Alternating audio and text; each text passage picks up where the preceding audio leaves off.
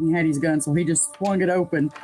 I start to notice that, the atmosphere feels a little bit weird. First thing he seen was this 6.5 foot tall, broad shoulder, dark hair. That freaked him out. We hadn't talked to her about like life and death and what any of that means. She's 3 years old, So we turned around. Suddenly there's a whole tree falling across the road. And she was describing to us that, there was a deceased person that she could see visually. You're listening to Cryptid Clues, where we tackle the ever-expanding history and mystery of monsters and supernatural madness every Monday. You can find us at CryptidClues.ca for more information, or even check out exclusive content and support us at patreon.com/CryptidClues. Hello, ladies and gentlemen. Welcome back to another episode of Cryptid Clues. In case you missed it, our previous episode was the first one after a long, much needed summer break reprieve. I give more context on the upcoming specifics regarding this show on that episode, so definitely go check it out, because we also take a look and discuss the Three-Eye Atlas, as well as the UAP transparency hearing from September. But I'll briefly say that we are lighting up a few episodes to close up 2025 before we enter a new year and a semi-volatile release schedule that I will be adapting to, but nonetheless we'll be releasing some content periodically. Remember, you can find us on our socials, and should you wish to reach us directly, you can do so via cryptidclues@gmail.com. So, in a similar fashion to last week, we're sticking with the UFO UAPs for this episode. More specifically, a couple encounter stories, and then some closing notes on some programs at the end of the episode here. But let's get into this, and I quote, Yukon Territory, Canada, 1996. It was the last weekend in July, 1996, approximately 11:55 p.m. Sally and Susan were on their way from Whitehorse to their home in the Goldfields southeast of Dawson City. Now, they were traveling on the Hunker Road, driving up a steep hill towards King Solomon Dome, a beautiful spot where one can see for miles from the divide between the Klondike and Indian Rivers. There, they spotted a very strange sight indeed. They could not believe their eyes. Suspended in the sky was a giant cigar-shaped something. It had a row of rectangular windows and was sitting there motionless and at a slight angle. Now, Sally looked at her watch and recalls that the time read about 1:50 a.m. However, she also noted that her watch had stopped working.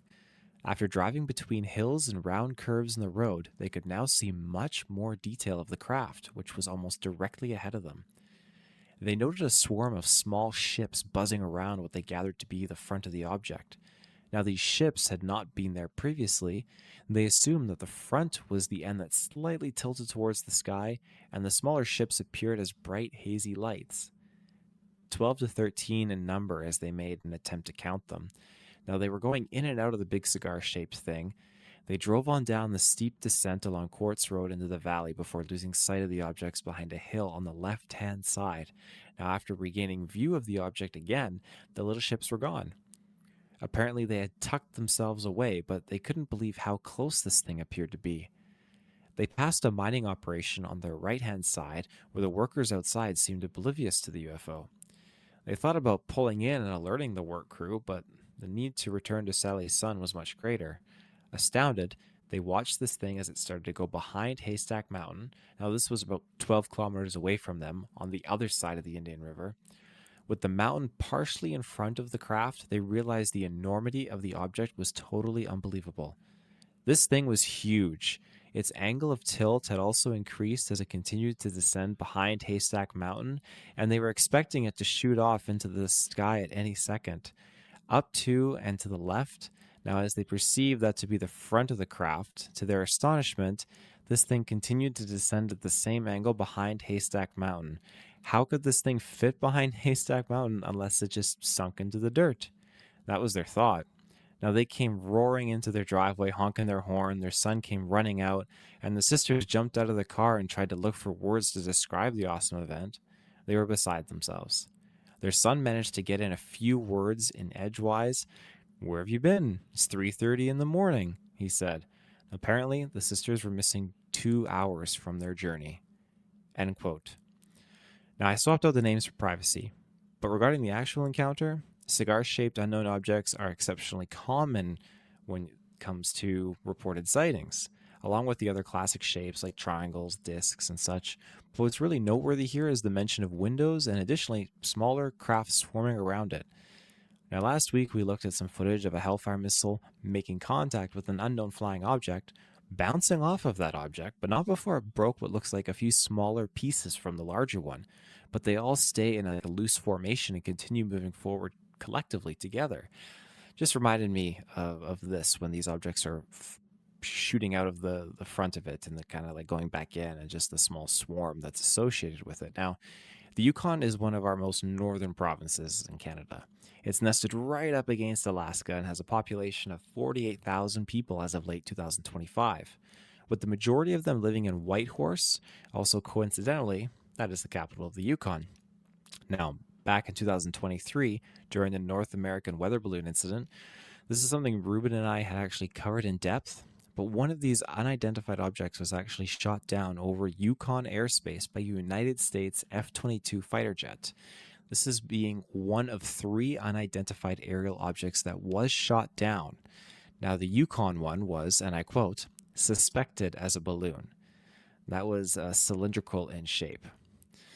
It's interesting because I need to dig into a little bit more. I don't think a lot of that debris was really recovered. I remember at the time it was attributed, dense forestry, hard to get in there, the terrain, and all, the coincidental, typical mumbo jumbo of, we can't do it, but people can do a lot of things.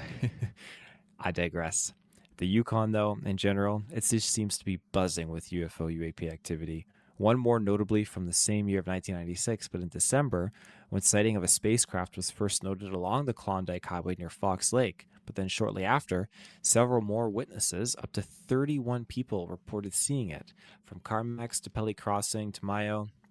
Now, our next sighting is a little bit more recent, albeit still 2 decades off, but it's still closer to home. We're going to be going down to Burnaby, British Columbia, specifically on March 9th, 2003. And I quote, "This week, the Now has received 2 reports of a strange cylinder-shaped object seen flying in the vicinity of Lockheed's Skye train station on the afternoon of Thursday, February 27th. Whether or not little green men are responsible for the surprise daylight visitation is unclear, but witness Gary Watson swears the alleged craft was absolutely beautiful to look at. I was stunned when I saw it, but it was gorgeous, just absolutely amazing," said Watson, as he recalled watching the massive silver vessel pass his position on Salish Court. Watson said 2 other witnesses, a young man and woman, were the first to notice the strange ship. "The girl just looked up suddenly for no reason, and when I saw the look on her face, I knew something was going on," Watson said. "There's been no sound, no noise, no reason to do that. Real strange. So I looked up, and there it was." What he claims to have seen was a 1,000-foot-long cylinder with rounded points at each end. There were no lights, wings, or other visible markings on the object, Watson said, although portions of the unidentified craft's sides, they seem to have a slightly different metallic hue from the rest. "I was just standing there, and sure enough, this giant ship just comes flying right overhead from east to west over the mall and disappeared over behind some buildings," he said. "No noise, no sound, no engines. I swear this was not a plane of any kind." Watson, who is retired after years of service with the Air Force and the Naval Reserves, estimates that the ship was cruising at approximately 500 miles per hour, which is about 834 kilometers per hour at an altitude of 20,000 feet. "I was in the military, and I've been trained to know how to estimate these sorts of things," Watson said. "As strange as it is, I'm telling you, this thing was the real thing. Definitely not an airplane." But the Burnaby Sr. is not the only one to report this strange object. Now, the Now was also contacted by Richmond resident Sean Lee, who's 22, who was filling up at a gas station at Lockheed Highway and North Road when he caught a glimpse of something similar to what Watson had described. As with Watson's account, it was around 5 p.m. on February 27th when Lee and 2 of his friends stopped for gas and spotted something that they never thought possible. "We'd been at the restaurant having a good time, and this totally changed our day," Lee said.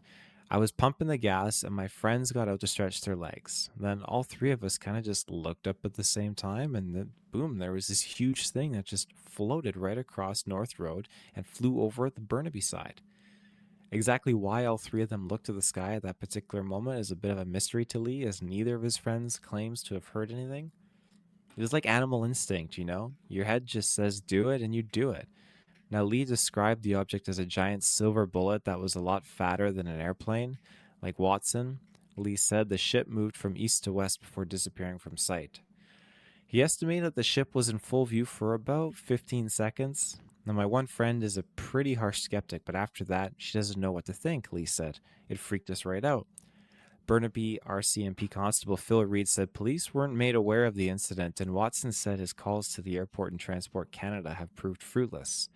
It doesn't look like they picked up anything strange on radar at all, he said, but this marks the latest in a long string of unusual sightings in Burnaby, which many have been documented by UFO BC, a Vancouver-based group that's been maintaining a database of alleged encounters with aliens and spacecraft since 1995. To date, 58 separate incidents have been documented by the group in Burnaby since 1995, with a good portion of them coming from Lockheed and Capitol Hill regions. Strangely enough, a handful of them described objects similar to what Watson and Lee claimed to have seen. Several other Burnaby cases include descriptions of locomotive-like noises accompanying the appearance and disappearance of strange objects above the skyline, but the most recent account prior to last week's sighting took place on January 18th, around 9:30 p.m. In that case, 3 family members were out for a walk on Paul's Crescent in the Montecito neighborhood when a bright green comet-like object flashed across the southeastern sky with a red tail trailing behind it. Now, the object is said to have traveled over Caribou Hill towards Edmonds before disappearing from sight without a sound. As for Watson, he says he's hoping for an opportunity to run into the supposed space travelers again in the near future. I think it's fascinating, he said. I would have run up there and knocked on the door and said, "Let me in if I could. It's not something that I'd be scared of." End quote. Now, that is from Mr. John Knox, and he works as a Burnaby Now reporter. That was a very long read, but there's a lot of interesting things to break down there. I think one of the funny things, though, is the setup of all the friends getting out to stretch their legs. It reminds me of my own encounter, which I've mentioned time and time again on the show, but just your luck, I'm going to mention it one more time. September 16th, 2013. Standing in line outside of GameStop with a few friends amongst a massive lineup of people waiting to get Grand Theft Auto 5 at midnight. We're all leaning against the wall facing upwards and outwards when suddenly this triangle-shaped object of lights appears, moves in a jagged trajectory, and suddenly just disappears. Now, most of us didn't see it, but the 6 to 8 people that do, including myself, we all stand forward and reassure each other by saying, "Whoa, did anyone else happen to see that?" Now, moving ahead, did you know that there have been more than 2,000 sightings of UAPs, UFOs in the first half of 2025? There's a group called NUFORC. Now, this is the National UFO Reporting Center. They've published the data that basically, now they operate as a nonprofit organization, I should say, but the data they posted, now they've collected reports of UFOs and investigative cases of unexplained sightings. 2,174 sightings. This is an increase from previous years. In 2024, the agency logged 1,492 sightings between the beginning of January and the end of June. That is a huge increase, and it's quite astounding because that's everything that's reported and collected. You can imagine everything that's not reported and collected, which we're going to be segueing here into our next topic, along the lines of observation programs. Months ago, I had mentioned and we explored the Skye Canada project. In short, what this is, quoting from the Canadian government website, the Skye Canada project, led by the Office of the Chief Science Advisor of Canada, was initiated to review current practices surrounding public reporting of unidentified aerial phenomena in Canada. The project was spurred by an increased public interest in recent developments in other countries, particularly in the United States, where formal procedures for addressing UAP sightings are in development. The study explores the current reporting landscape, identifies gaps, and provides recommendations to enhance transparency and scientific inquiry on UAP issues in Canada. Now, this program has already flagged several government departments and agencies that routinely receive UAP reports. Such departments, I should say, include Transport Canada. That's all things trains, boats, motor vehicles, and planes in our country. The Department of National Defense, the Canadian Space Agency, and the Royal Canadian Mounted Police. The catch, though, few of these organizations are actively investigating these sightings unless they pertain to specific aspects of their respective mandates, such as national security, transportation safety, or public safety, and those instances are fairly rare. What does this mean in short? If there is no risk, there is no inquiry until it becomes a problem. We don't worry about it. It's a horrible system because because it is something to worry about. Then you lose every shred of preemptive planning and research that allows you to enact preventative measures and save lives. That's the downside. We know these things are up there, and we've talked about it before, where these things are flying around in airspace, and heck, what if a plane comes a little bit too close to one of these things? You just don't know. Until something happens, though, it doesn't seem like they're really going to flag it or kind of deep dive into it and focus on it, but I digress. In Canada, many reports, they stem from pilots, military personnel, and civilians too. They're all describing the sightings of strange lights and objects moving unusually up and down in the sky with no immediate explanation. Now, these witnesses who come forward are often met with skepticism and ridicule, and that's unfortunate. That's coming from the Skye Canada Project's research. Now, this type of response then leads to negative perceptions and judgments being cast onto the witnesses, which ultimately culminates in stigmatization and consequences that discourage witnesses from coming forward.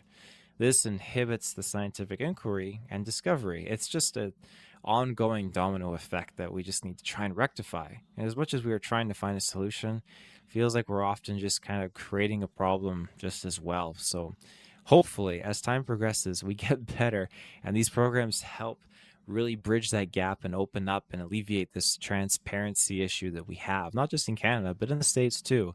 And like we mentioned in the episode prior to this, these transparency hearings regarding UAPs, these congressional hearings that are taking place with these key witnesses, and they're having these awesome discussions and conversations, that's exactly what we need, and it just puts us one step closer to getting a full transparency on these topics. And with that, our episode is concluded. We'll be back soon with another topic before the year is out. And remember, you can reach us with an email at CryptidClues@gmail.com. I am your host, Taylor. Have a great rest of your day, and remember, take care and stay safe.